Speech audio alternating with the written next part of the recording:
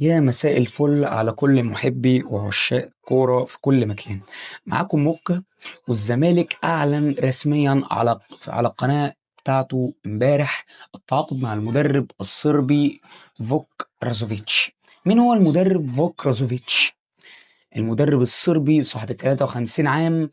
في ناس طالعة بتقول إن هو مدرب دفاعي، وفي ناس تانية بتقول إن هو مدرب كويس وكسب كاس الملك مع الفيحاء. بس أنا هنا في القناة بتاعتي ما ببنيش ولا بحب السطحية، فجيت أفصص لك الراجل ده التكتيك بتاعه عامل ازاي، بيفكر ازاي، ايه نقط قوته، ايه ثغراته، هل الراجل ده هيبقى مفيد للزمالك ولا لا. فركز معايا جدا جدا جدا عشان هحلل لك الراجل ده بيلعب ازاي وطريقة لعبه بالتفصيل الممل. عايزك تركز معايا، تجهز كوباية الشاي بتاعتك ويلا بينا. ولو عجبتك الحلقة متنساش تعمل لايك واشتراك وتفعل زر الجرس عشان يوصلك كل جديد، ويلا بينا. بص يا سيدي، روزوفيتش مع الفيحاء او اتحاد كلباء ما كانش بيلعب 4-2-3-1 صريحة زي الناس ما فاكرة. الراجل ده كان بيلعب باسلوب لو بلوك هايبرد، يعني الكتلة الدفاعية المنخفضة المتغيرة. يعني ايه يا موكا؟ الراجل ده لما بيفقد الكورة بيحاول بيخلي خط الدفاع بتاعه يتحول بالكامل من 4-2-3-1 ل5-3-2 أو 4-5-1. خط الدفاع بيبقى منظم جدا وبيبقى مقفول جدا وبإحكام. طب ازاي؟ بيخلي اللعيب الارتكاز رقم 6، وده بالمناسبة بيكون أهم مركز أو أهم لعيب عنده. بيخلي اللعيب الارتكاز رقم 6 بيرجع ورا مع السردباكين، فبيأمن خط الدفاع كويس جدا، وده بيعطيه ميزتين مهمين جدا مهمين جدا جدا جدا.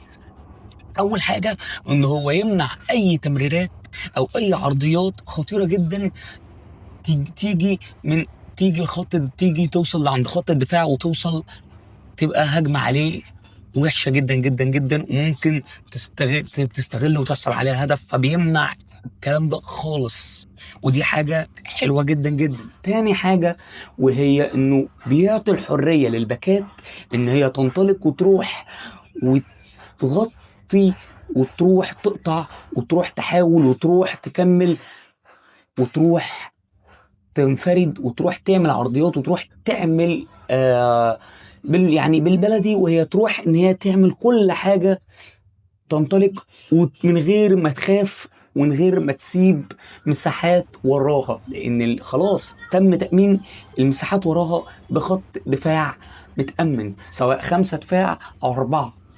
فدي حاجة كويسة جدا جدا جدا من ضمن الحاجات كويسة اللي هقول لك عليها. نروح بقى للأسلوب الخبيث جدا جدا اللي بيعتمد عليه روزوفيتش في الخروج بالكورة وصناعة الفرص والتسجيل اللي محدش اتكلم عنها في الإعلام. وهي إيه بقى؟ روزوفيتش يا سيدي بيعتمد على الباك اليمين وعلى قلب الدفاع. الباك اليمين وقلب الدفاع هم عنده أساسيين جدا جدا في الخروج بالكورة والتمرير وعلى صناعة الفرص. باك اليمين وقلب الدفاع بيقعدوا يتناقلوا ما بين بعضهم الكوره كتير جدا جدا جدا لحد ما انت يزهقك انت كخصم، فيخليك انت تضغط بلعيبتك بثلاث واربع لعيبه وتعمل ضغط عالي كبير جدا جدا عليه، فيقوم مره واحده باص طولي قطري بشكل مميز ينقل ينقل اللعب والناحيه التانيه ويخلي الجناح العكسي ينطلق من العمق، او المهاجم ينطلق برضه من العمق. اي حد فيهم الجناح او المهاجم يستغله في الحته دي وينطلق من العمق ويستغل الفوق ويستغل الكره القطريه ديت ويعمل عليها هجمه، ممكن تبقى جول، ممكن تبقى فرصه حاسمه جدا جدا جدا. نروح بقى السؤال الأهم لكل الزملكاوية، هل الراجل ده فعلا هينفع مع الزمالك ولا لا؟ نروح أول حاجة لمميزاته مع الزمالك. الزمالك الفترة الأخيرة فضل يعاني من الارتداد بالكورة الارتداد الدفاعي، ده غير التحولات وصعوبة التحولات في بعض الماتشات. مثلا ماتش اتحاد العاصمة عانيت فيه شوية في ان انت تعمل تحولات، فده اللي ادى ان انت توصل لضربة جزاء وتخسر البطولة على ارضك. تاني ماتش برضه هو الاهم، وهو ماتش القمه، ماتش الاهلي اللي عانيت فيه بسبب الارتداد الدفاعي وان انت ما عرفتش تخرج بالكوره. وده كان سبب من اسباب ان الاهلي يعمل عليك ماتش وكامباك ويكسب 3-0 بالاخطاء الدفاعيه، وعشان انت ما عرفتش تخرج بالكوره.